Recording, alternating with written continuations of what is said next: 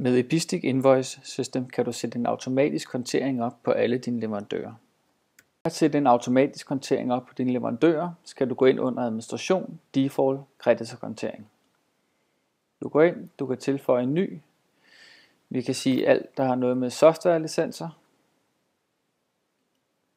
Gemmer den. Vi kan gå ind og tilknytte nogle leverandører. Vi kan for eksempel vælge Tektura. Sige gem. Og så kan vi tage CSC Consulting Group.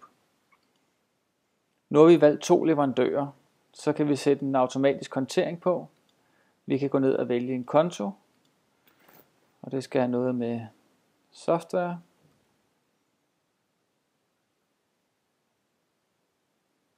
Og sige gem. Det der nu sker, det er, når der kommer en faktura enten fra Tektura eller CSC, bliver fakturen automatisk konteret på 7600 softwarelicenser. Med Epistic er der altid gratis support, så har du yderligere spørgsmål, er du altid velkommen til at kontakte os.